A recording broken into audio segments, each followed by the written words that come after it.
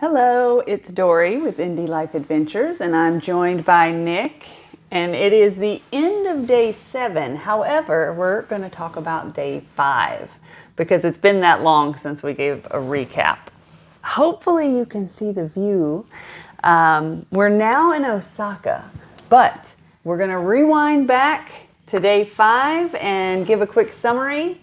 And one feature that you may notice is that the audio is better because my dad, who is always giving us constructive criticism, recommended that we enhance our audio in some way. And since we've kind of had an obsession with the electronics store here in Japan, we got these handy dandy, I don't even know where I put mine, microphones.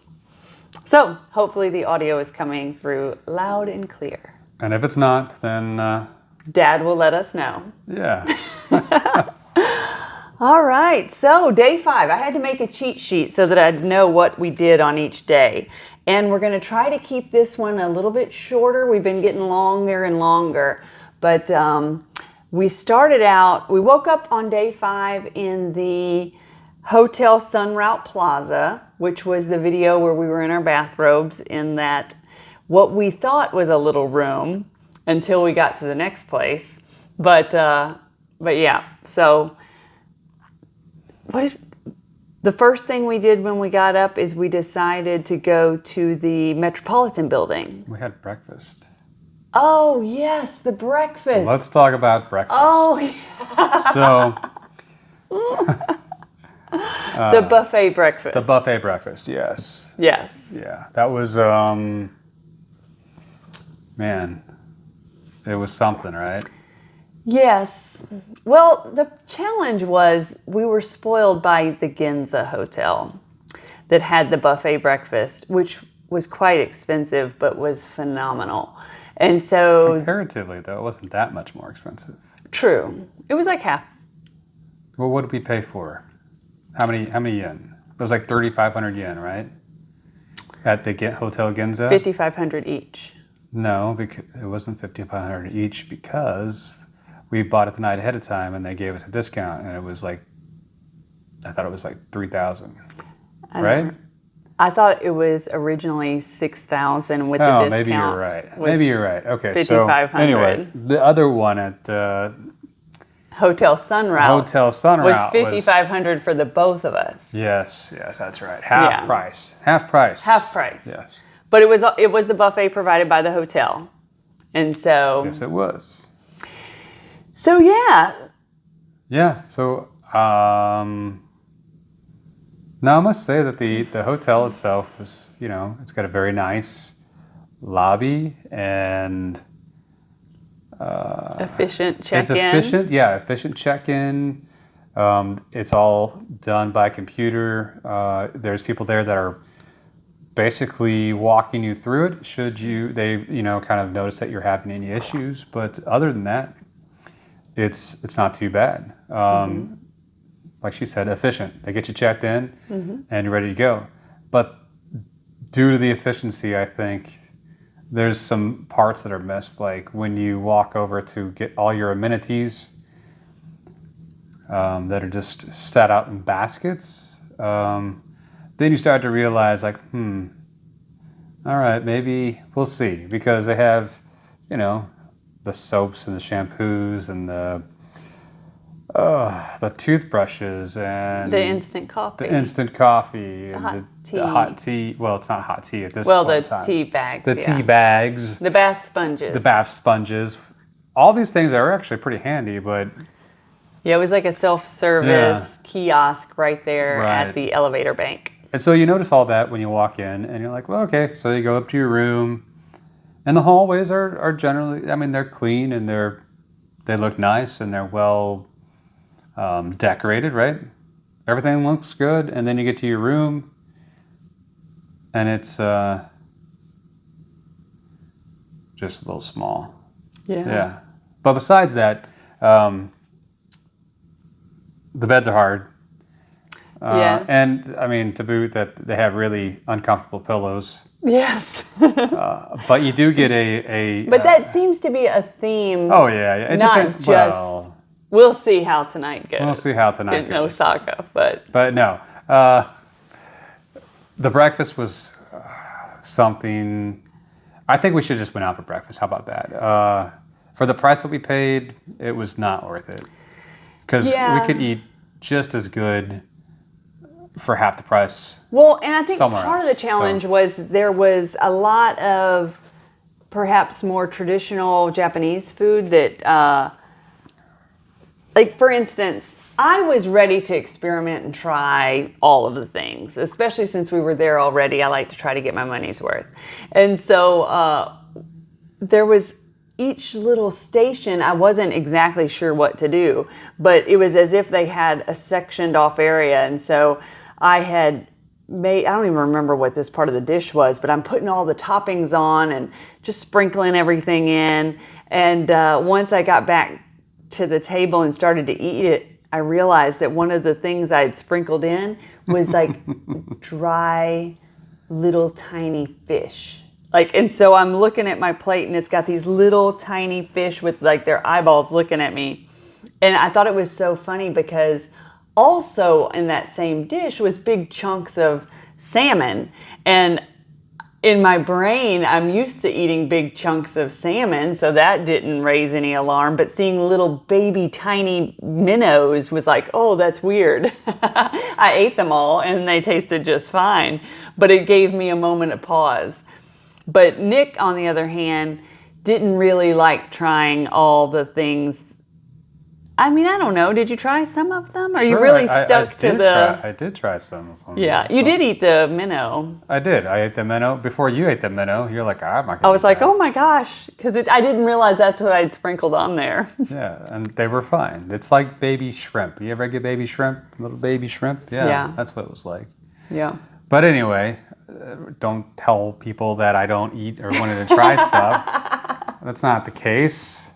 I just like to know what I'm eating, and I'm picky. Yeah, a little more picky. I'm not that picky, but I am picky to the point, right? Mm-hmm. So, since I'm picky, that just means I guess I don't know if you could call it having taste, or if you just, if I'm just, I don't know. Picky. But, all right, so let's just go through that real quick.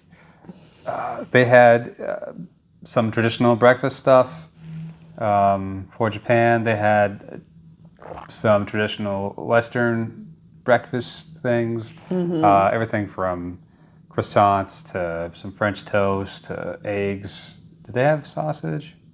I don't remember. I don't remember if they had sausage or not. I don't think they did. They had some breads. They had cornbread.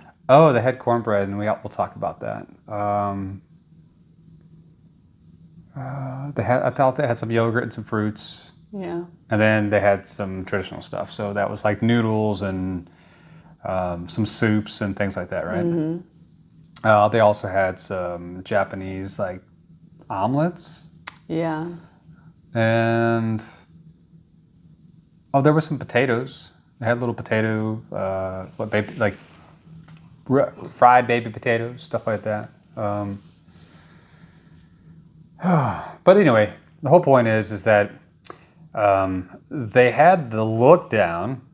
The look was down. Like everything looked good, but everything was missing the mark just a little bit. And a lot of it was cold. I say it basically saying that like a lot of it was cold, right? So there wasn't very the potatoes were cold, and the scrambled eggs were scrambled eggs, but they weren't cooked all the way. When I say not cooked all the way, I mean not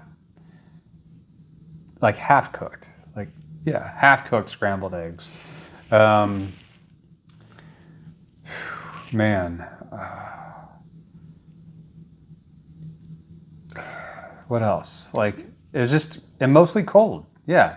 And mostly just cold. So they did have coffee. The coffee was good. No, it was just drip coffee. It was good, of course. It was good drip coffee? It was good drip coffee.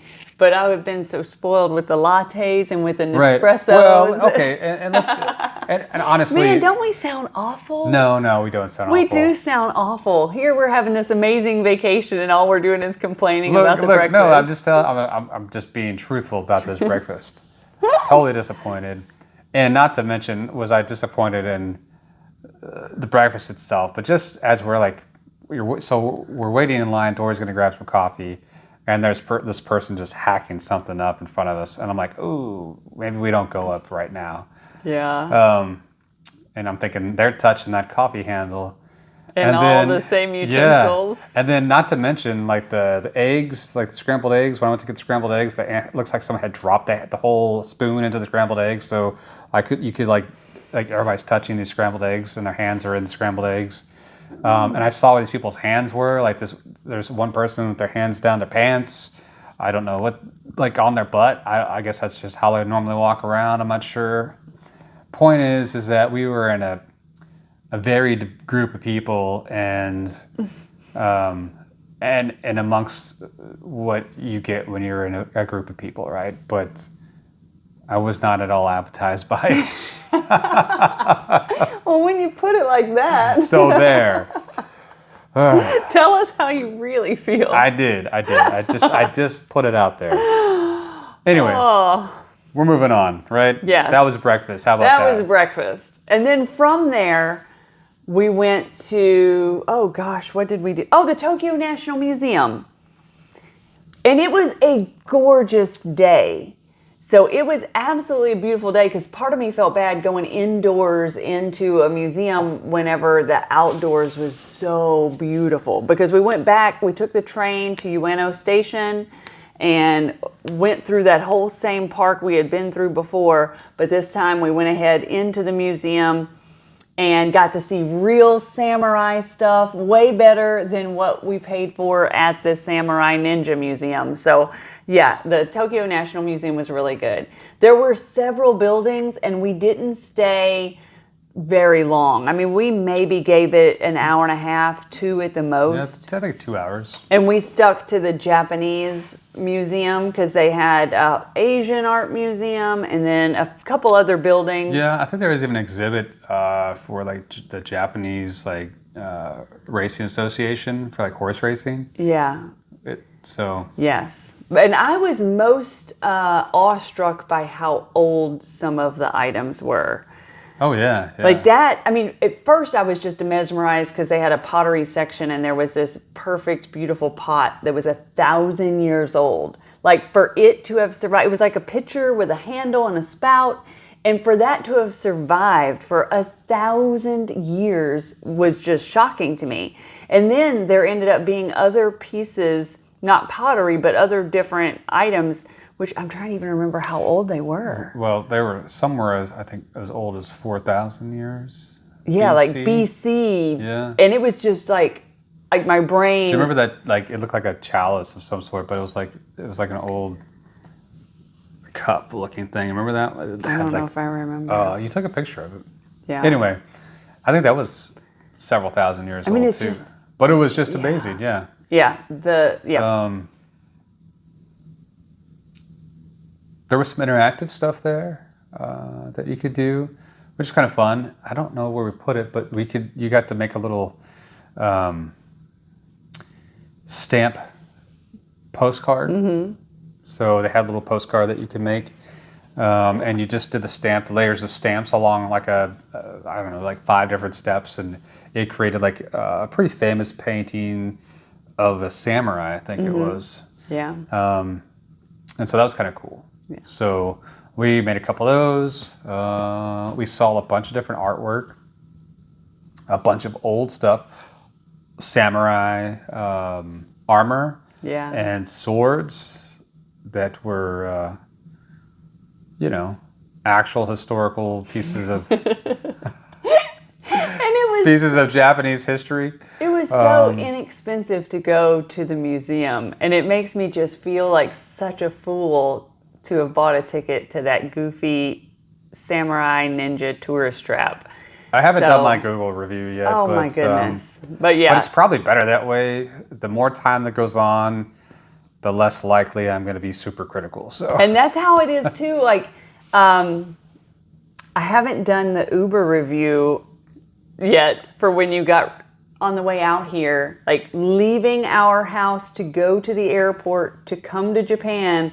The Uber driver drove over Nick's foot, and I was like adamant I was gonna, and I haven't reviewed him yet. So yeah, if we don't review immediately, we kind of forget to do it. It's not a bad way to live life, especially Just let it go. Just let it go. Let it go. Yeah. I mean, I'm glad my foot wasn't crushed, but Yeah. But once we left the Tokyo Museum, and I agree, I am very glad your foot wasn't crushed because that could have like ruined our entire trip. yeah, we've been walking a lot. You were fine. Yes.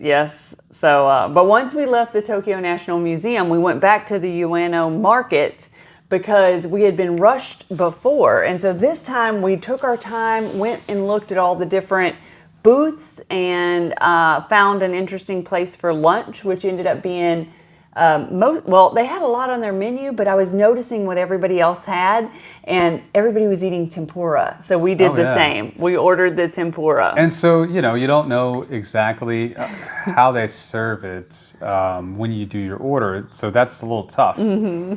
And so originally we want one of these and one of these and one of these. Because they had pictures. It was like for 200 yen, it was like a picture of 4 different things. Right. So we thought it might have been like a separate basket of I think they had like squid and some octopus and shrimp and kind of separated into different sections.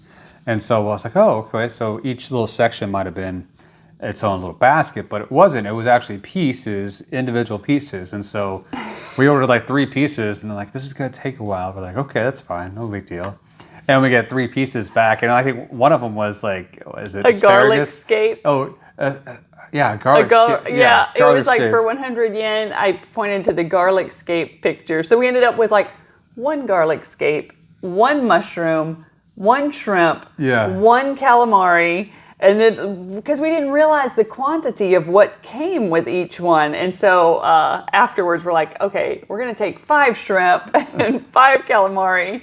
So, yeah, it was. But luckily, the restaurant was very, they didn't seem like they were ready to get us out of there. Oh, yeah, it was pretty casual. Yes. Because I know some restaurants are eager to turn over the tables, but this one seemed like absolutely fine for us to linger, and so it was really good. Well, they had the radish, right? Oh yes, daikon radish. So everybody had these at their table. It was almost like a little silver pitcher of some white stuff.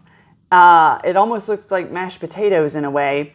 And so whenever the waitress brought us our pitcher of the white stuff, she didn't speak very much English, but she told us, she grabbed us a bowl and demonstrated that you'd scoop it in the bowl. And then there was like a little carafe on the table, something you'd usually have like hot coffee in. Yeah. And she demonstrated like, hey, you pour that on top of it. And so it was like almost like a soup broth that you put on the white stuff. And we didn't know what it was, but I ate it anyway. Yes. And we guessed that it tasted a little like radish. And we asked her, and she didn't know the word for radish, but she said daikon. Yeah. And I'm like, daikon radish. Yeah. But they gave you so much. And it was like, I can't imagine.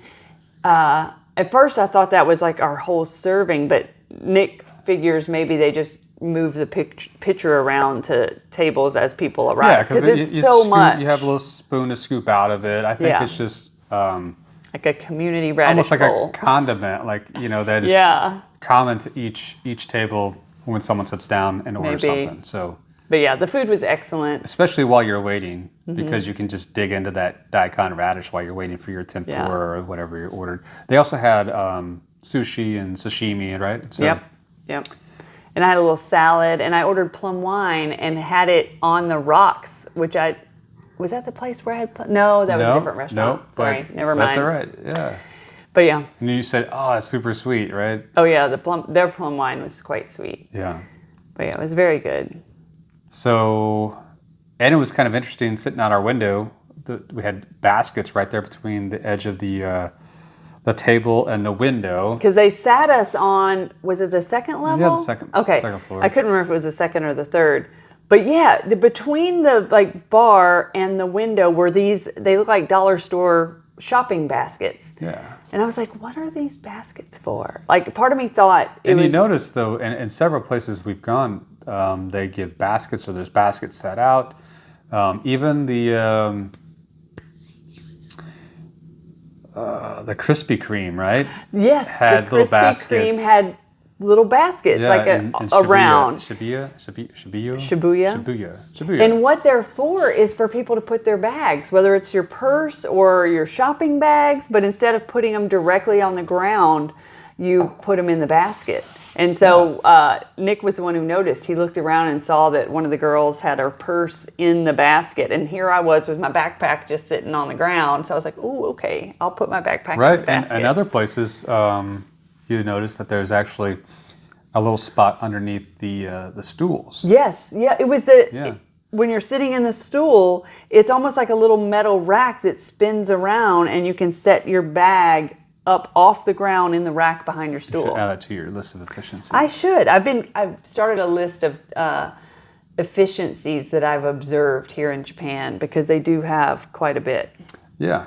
So anyway, we had lunch there, and it was nice. Mm-hmm. Very nice. It was good. And then we had out the window was nice too. There was an old-fashioned Levi's sign. Yeah, because they were selling. It was like a Levi's store across the way. Yep. They had a lot more, but they also sold Levi's jeans. Yep. So yeah. So what did we do after that? We went to Shibuya. Oh, that's right, Shibuya. Shibuya. Yep. Because whenever I booked the room, Shibuya. I don't know. Whatever. I thought it was Shibuya, but I don't know. I think it's faster than that. That's like the intonation is different. But anyway. But yeah, so whenever I booked the Hotel Sun Route Plaza, I think I thought it was in Shibuya, but it ended up being in Shinjuku.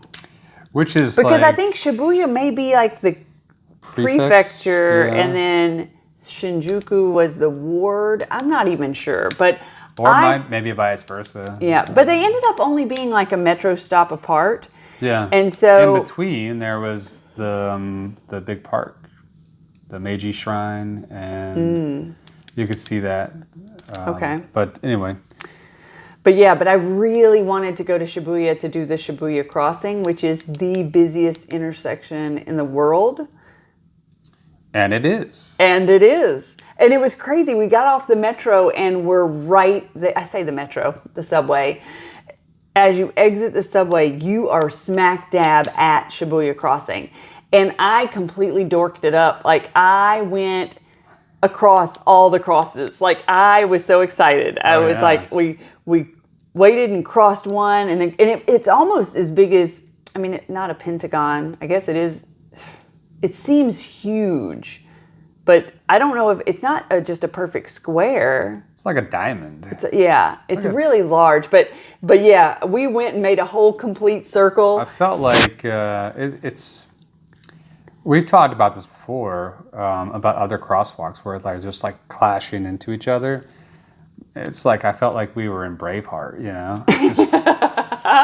Well, in this one, it was very efficient, but it almost was in a way because the moment the crosswalk gives the go-ahead, because it's such a famous intersection, people would run out to the center. And like when we first got there, a guy ran out to the center and had a film crew with him and did a bunch of flips and back flips and forward flips. And then there were other times when people would run out and try to get selfies, it's just such a Instagrammable place. Right, yeah. I say that because oftentimes on the Klook app here, they're like Instagrammable, as if that's how they market their product. Oh, it's Instagrammable. Totally Instagrammable. But after we walked around all the intersections, we saw the really tall building, which I didn't even realize was Shibuya Sky. And so I'm like, oh, let's see if we can get to the rooftop, because you could see people all the way up there, but they were sold out already.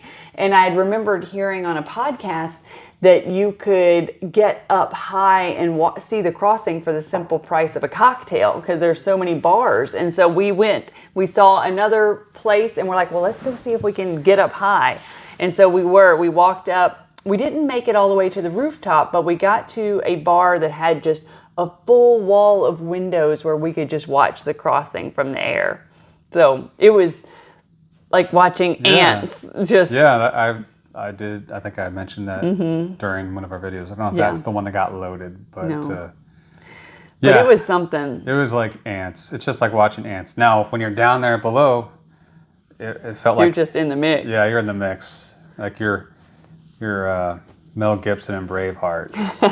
But one thing that's different about the street crossings here is it's not like one direction goes while traffic No, continues. no, It's like they stop all traffic and all the pedestrians cross, and then they stop all the pedestrians and all the traffic crosses. Yeah. So, yeah, very different than in the US where it's... Right, and not every intersection's like that, but the big ones The are. big ones are. Yeah, the big ones, they stop traffic in both directions, and then everybody crosses, Yes. and then they direct the traffic, and the traffic, you know, per the lights goes, you know, one way, and then the other way goes the crossway, and then they stop everything, and sometimes somebody gets stuck in the middle, and that... There was somebody that got stuck in the middle. It was wild. Yeah. Yeah. So...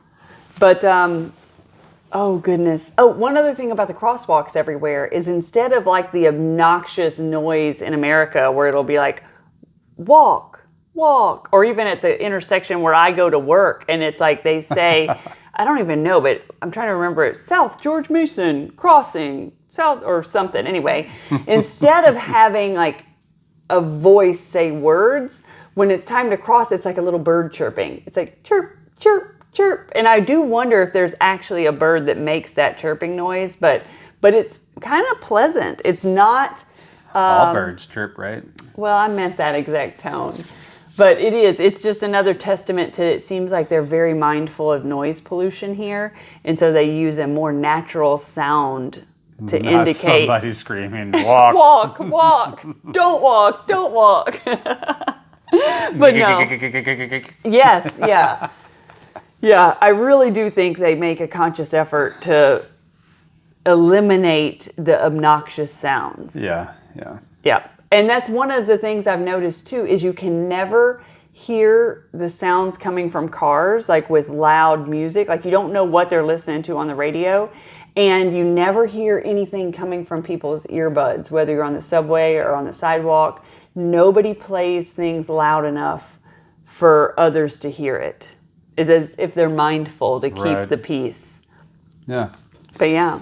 So after Shibuya crossing, we walked around Shibuya. Yeah, we walked around for... Well, what did we... Oh, we got... we walked around a couple times. Yeah. And then we went up and we watched from the bar. Yep. Right? Once we left the bar, we went back down to the street level just to walk around some more. And we ended up crossing by a Nescafe. Oh, yes. So it was like a... We thought it was we thought it was Nespresso. Oh, yeah. But it ended up being Nescafe, and they were doing like this... promo. A promo, yeah. For free coffee and free Kit Kats. Yeah. And essentially, all you had to do was like their Instagram page. Right. And the point is that you had to do... Like Yeah, they wanted you had to operate the coffee. Yeah. Right. They wanted to show you how easy it was to operate, and I think part of that was to get you to to buy it, obviously. But they didn't even try to sell it. Because they're not selling them there, but they're trying to just expose people to what it is and what how it is. easy it is to use. Mm-hmm. And so, of course, this is nighttime, so I'm being mindful and having decaf coffee, and it tasted fantastic. Yeah, it was hot. Yeah. And so, but it was surprising to me how few people went in for the free coffee. Oh yeah, nobody wanted to be bothered. Yeah, because the way it is, anytime you buy food or beverage, you consume it right outside that place of business.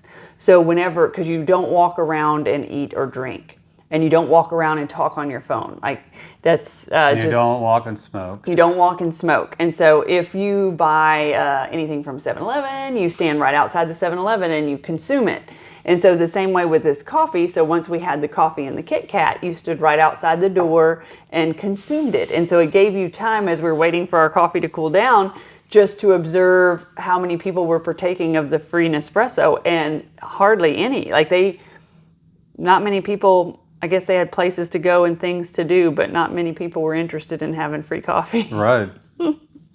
But yeah, we just wandered around to kind of take in what the scene was like in Shibuya, especially in comparing it to Shinjuku, because they were very similar, but Shibuya seemed much cleaner, even though Shinjuku was clean as well. Everywhere's clean. But Shibuya seemed exceptionally clean. And it was missing, it didn't have all the risque section. There was no gentleman's area. Kabukicho. Yeah, nothing like that there. It seemed wholesome, definitely a young crowd. Oh, and a little bit more anime related. Oh, yeah, more anime. Yeah. So just the anime style of fashion, you know. I would what would I liken that to? Almost the punk scene, maybe like in the U.S. kind of. And we saw that whole store that was like designed around like Final Fantasy outfits, right? Well, but that's like anime and all that stuff. So, but yeah, it's like the whole. I'm sure there's a word for it. I just don't know it. So forgive us. We'll figure it out. We'll look at it one day. We'll educate ourselves. But it was very. I was definitely glad we went, but I really only wanted to do the crossing. I didn't know of any other things really to do there. And so we ended up making our way back to Shibuya. And that's when you got the wild hair and wanted to actually go out for a cocktail. Yeah, I want to stay out a little bit longer. Yeah, I was like, and it was probably because he had caffeinated coffee. That's probably what it was. I was feeling good though. Because I'm going along for the ride. Like I could have totally went to bed because this was like 9 or 9:30. Yeah. And he's ready to go. So we found out on the town. We walked a little bit, and I wasn't looking for any place crazy. I'm not a nightclub guy, and I didn't want to find. We were looking for somewhere just kind of off the path, and we found this place called the Hermit Bar or Bar Hermit, right? Mm-hmm.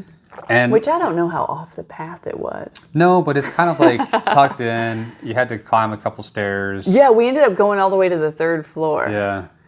And when we got there... And so, we stepped in there, and we got to the 2nd floor, and a hostess greeted us, but it was like, hey, there's nobody in this one. And she made a call on her radio, she sent us up to the 3rd floor. The 3rd floor. And how it was working was it's really kind of these small little bar room areas, kind of broken into just what you think, maybe areas that would serve 20 people or less. Yeah, I think so. Yeah, about 20 people or less. But we were the only ones there in the beginning. So we showed up and they set us down, and we were the only two in the entire place. Mm-hmm. And it was now, mind you, the bar is kind of, I don't know, it felt kind of speakeasy-ish, kind of old. And it focused it was like an English-style bar, but it was a whiskey bar. So yes, the entire back of the bar was nothing but different whiskeys from, America, Europe, and then also Japan. So I felt they had every whiskey ever made. Yeah, I don't know about that, but I did see them. It was just wall of whiskeys. Right. So, but it was nice to get to try some Japanese whiskeys. Yeah. And I did see somebody. There was another couple that had come in, and I don't know if they were the only ones ordering drinks, but they were just pouring them. Like there was one guy there, and I think he was the one that was basically kind of in charge, and he was our bartender. And so the other two were over like, hey, I need your help. And so he'd pour this for him, and they'd pour that for him. Yeah. And I think we had like maybe 3 drinks between us, or 4 drinks between us maybe. Mm-hmm. But I think that guy was just pouring drinks left and right for those people. And I did see some Eagle Rare get poured, and they're like, you know about Eagle Rare? I'm like, oh yeah, I know about Eagle Rare. They're like, oh. But they had all kinds of whiskey there. Mm-hmm. And I really liked our bartender. He could speak a decent amount of English, and I'd asked him Oh yeah. how he came about knowing English so well, and he said that he had studied in the United States for a year for Kansas university, State, right? and at Kansas State University, and I don't think he ever left Kansas. He said he went to Kansas City one time, and then we had to look up where the university was, and it says it's in Manhattan, Kansas.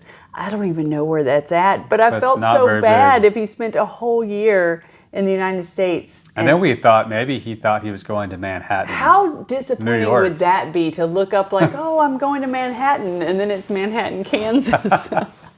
Anyway, no. But he was so pleasant. He was, it was like 8 years ago that he had went to the United Right. States. And so he said he had forgotten a lot of his English, but he was very, very pleasant and just interacted with us, and we chit-chatted and talked a lot. Yeah, it was actually kind of like having a private bartender. I know, I felt that way because mean- there were 3 different bartenders at this, on the 3rd floor. And so the other couple that came in had their own dedicated bartender. And then Utah, that was the name of our bartender.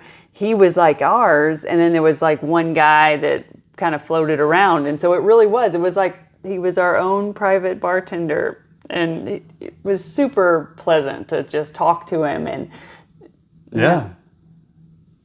So, but that was a good time. And it was a good time. But then we were up until till about midnight, midnight. which was obviously we're Oh still my not gosh. 100% adjusted to the time change. So And that might be why it's now 3 days later before you're getting your video, because usually we record them in the morning, but it was like after being up till midnight, we kind of slept in just were like, we were leaving the hotel that morning too. Yeah, and because so- we had to check out. Yeah. So it caused our delay. But Yeah, which led to the next delay. to the next delay. Yeah. But here we are. We're going to catch up and get there. Yeah. But that really does That kind of sums wrap up up day day 5, five, which yeah. was Sunday, October 20th. And so, yeah, I think that concludes it.